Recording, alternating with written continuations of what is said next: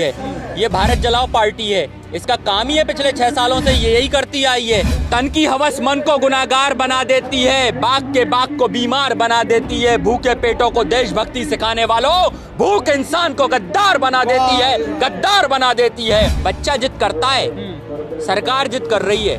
हम तो बाप हैं, बाप। किसान बाप होता है, जनता बाप होती है इनकी। बाप कई बच्चे पैदा कर सकता है, लेकिन बच्चे बाप पैदा नहीं कर सकते। रोज रोज परेशान करने से अच्छा है जाले में खंजर। अब बता, फैसला कब तेरे और मेरे दरमियान होगा। भारत का किसान कभी गुलाम नहीं हुआ, और जहां से ये क्रांति उठी है वो पंजाब है। और पता होना चाहिए, पंजाब ने 18 बार दिल्ली जीती थी, 19 बार भी दिल्ली जीत के देगा। और ये लड़ाई की आज पहली चिंगारी छूटी है। मोदी जी जो है ना, अडानी अंबानी की गुलामी करना बंद कर दें। अब तो जितना है उसको बचा लो, नहीं तो किसान अब जाग उठाए, तुम्हारा जो बचा है वो भी खत्म कर देगा, क्योंकि हमने बायकॉट करना शुरू कर दिया है। जी, मोदी जी को भी अच्छा ऑफर मिला था ना, स्मृति ईरानी के संग कंगना राणावत फ्री मिली है। ऐसा ही ऑफर है क्या?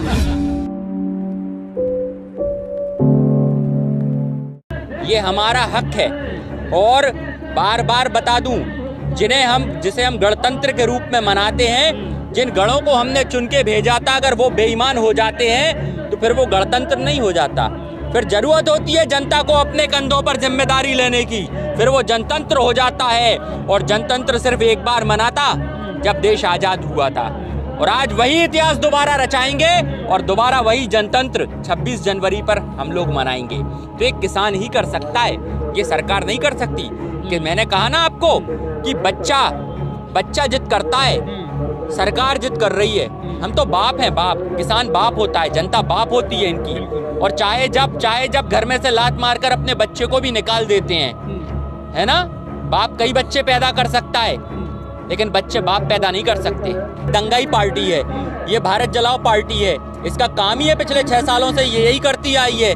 तो जिसके मन में गंगा और दिल में दंगा बसता हो ना, दिमाग में दंगा, वो ऐसी बातें करेंगे। ये दंगा वाली सोच इन्हीं के दिमाग की है। किसान के मन में कभी हिंसा नहीं आई। हिंसा आती तो वो अनाज नहीं बोता, वो बारूद बोता। आज वो अनाज बोता है, इसका मतलब है कि वो लोगों का पेट भरता है। और पेट की अग्नि को जो शांत कर दे, वो हिंसा की कैसे सोच सकता है। लेकिन इनने जरूर भूखे पेट आग लगाई है। तभी मैं कहता हूँ, बार बार ये बात रखता हूँ कि तन की हवस मन को गुनाहगार बना देती है, बाग के बाग को बीमार बना देती है। भूखे पेटों को देशभक्ति सिखाने वालों, भूख इंसान को गद्दार बना देती है, गद्दार बना देती है। तो जिंदाबाद। ये लोग गद्दार लोग हैं, जिन्होंने गद्दारी पैदा करे हैं। लेकिन हम लोग हमेशा हमने लोगों का पेट भरा है, अनाज पैदा करा है, हम वही करेंगे। हिंसा हम नहीं, हिंसा ये करेंगे। और ये करेंगे फिर भी हम अहिंसक रहेंगे। और इस बात का पूरा परिचय देंगे कि किसान का दिल कितना बड़ा होता है। और किसान का दिल का आप वहीं से जान सकते हैं, जब 6 महीने किसान फसल बोकर रुकता है, और इसके बाद प्राकृतिक आपदा आने के बाद भी अपना सर पीटता है, लेकिन मरता नहीं है, किसी को मारता नहीं है, और इंतजार करता है। हम भी देख लेते हैं। रोज परेशान करने से अच्छा है जाले में खंजर। अब बता, फैसला कब तेरे और मेरे दरमियान होगा। ये पाकिस्तान इन्वॉल्व कर लें, ये चीन को इन्वॉल्व कर लें, ये देश की पूरी शक्तियां इन्वॉल्व कर लें, जितने देशों में मोदी घूम के आए हैं, फिर भी भारत के किसान से नहीं जीत पाएंगे। ये भारत का किसान कभी गुलाम नहीं हुआ, और जहां से ये क्रांति उठी है वो पंजाब है। और पता होना चाहिए, पंजाब ने 18 बार दिल्ली जीती थी, 19 बार भी दिल्ली जीत के देगा, 19वीं बार भी दिल्ली जीत के देगा। ये लोग ना, इन्होंने हमेशा से दिल्ली को गुलाम बनाया। ये गद्दारों का इतिहास है। और उस गद्दार का इतिहास भी देख लो, जो ज्योतिरादित्य सिंधिया कांग्रेस से निकलकर बीजेपी में चला गया और आज वो देशभक्त बन गया। कल तक यही लोग उसे गाली देते थे, आज वो उसे देशभक्त बना के बैठे हैं। अरे ये सिख समुदाय तो वो समुदाय है जिसने कोरोना काल में भी लोगों का पेट भर दिया।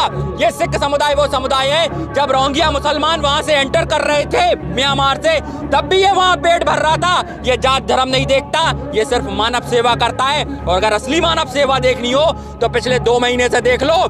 मैं तो आज दिल खोल के इस बात को कहूंगा कि जो सिख कौम 2% होने के बाद भी 2 महीने से लगातार लंगर खिला रही है, देश को खिला सकती है, तो मैं कहता हूं ऐसी कौम को पूरे देश में फैल जाना चाहिए और सिख कौम 100% हो जाना चाहिए इस देश में। कम से कम हमारा देश भुखमरी से तो नहीं मरेगा साहब। देश के भुखमरी के आंकड़े दिखाना बंद कर दिए सरकार ने। इतने नालायक लोग हैं इनके पास, बताइए क्या था? भूखे पेट आए थे और आज पेट भर के घूम रहे हो, मशरूम खा रहे हैं। ये तो हम अपना हक लेने आए हैं। हक लेने मतलब समझ रहे हैं ना, जनतंत्र मनाने आए हैं।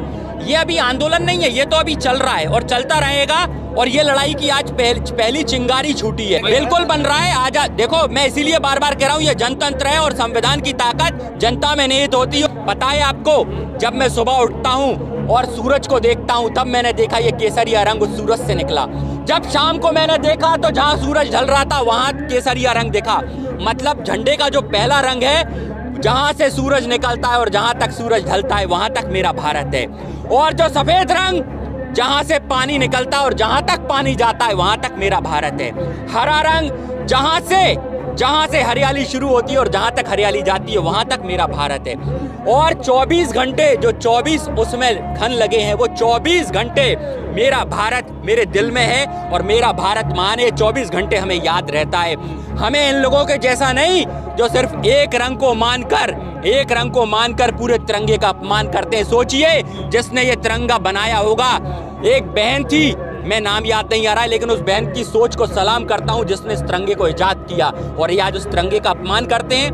पूछिए कभी किसी भाजपाई से, किसी आरएसएस वाले से कि उसको अपनी शपथ पत्र याद है क्या? संविधान अनुच्छेद 188 के अंदर शपथ पत्र याद होनी चाहिए। और जिसे शपथ पत्र याद नहीं है वो देशद्रोही है। तो हम देशद्रोहियों को से क्या बात करेंगे? सुरैया जी, मैं उनको नमन करता हूं जिन्होंने इतना सुंदर तिरंगा बना के दिया है हमारे देश में, और जिन्होंने तीनों रंग इसमें किस नजरिए से लगाए हैं। आज वो नजरिया मेरी आंखों और मेरे दिल में भी बसने लगा है। और सरकार से सबसे पहली बात यह है कि सरकार, मोदी जी जो है ना, अडानी अंबानी की गुलामी करना बंद कर दें। अब बहुत हो गया कॉर्पोरेट जगत के लिए काम करना। और जिस प्रकार से सारा मेन स्ट्रीम मीडिया को मार्केटिंग एजेंसी के रूप में चला रहे हैं, विज्ञापन देना, वहां हमारी विश्वसनीयता खत्म होती जा रही है पत्रकारिता के तरफ से और न्यायपालिका की तरफ से। क्योंकि अर्नब गोस्वामी ने चीफ जस्टिस पर यह खरीदने का आरोप लगाया था पार्थोदास गुप्ता को लेके। तो हम कहना चाह रहे हैं कि भाई, भरोसा जीत लो देश की जनता का।